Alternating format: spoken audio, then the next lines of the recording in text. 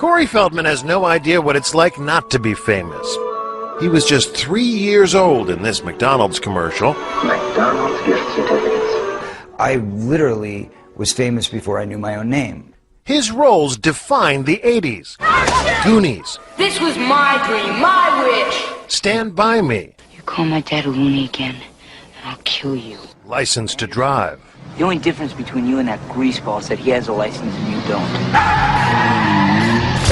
Films that propelled him into the spotlight for his entire youth.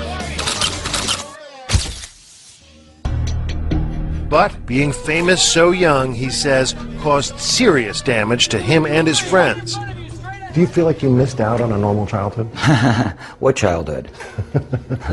I don't know what that means. A lost childhood and a loss of innocence. He blames the adults, not just those looking to profit from charming children, but also some with far more sinister motives.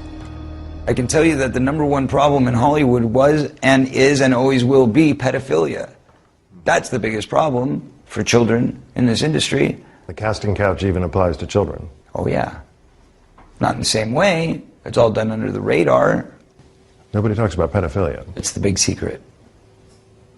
And it's widespread? Oh yeah. I was surrounded by them when I was 14 years old. Surrounded. Literally. Didn't even know it. It wasn't until I was old enough to realize what they were and what they wanted and what they were about and the types of people that were surrounding me till I went, oh my God, they were everywhere like vultures. Vultures who Feldman says abused him and his best friend, the late child actor Corey Haim, his co-star in The Lost Boys. Well, what happens if my mom is dating the head vampire? Feldman says the trauma of that pedophilia contributed to Haim's death. There's one person to blame in the death of Corey Haim, and that person happens to be a Hollywood mogul. And that person needs to be exposed, but unfortunately I can't be the one to do it. But the person that knows who did it and knows who he is watching right now, I guarantee you. Yeah. Intriguing. Yeah. There was a circle of older men that surrounded themselves around this group of kids.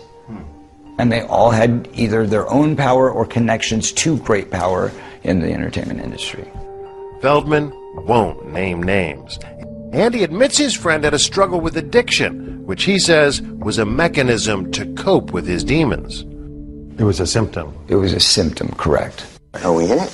In 2008, the two Coreys confronted each other on their reality show about the dark past they shared. You let me get around in my life, man, raped, so to speak, when I was about 14 and a half, and I'm saying this right now. What'd you do, man, when you saw that going down when I was 14 to me? What'd you do? You knew about it. You want to talk about the truth? Okay, well then let's talk about the truth. I was being molested at the same time by somebody else. What'd you do? You know, there's a lot of good people in this industry, but there's also a lot of really, really sick, corrupt people in this industry. And there are people in this industry who have gotten away with it for so long that they feel they're above the law. And that's got to change. That's got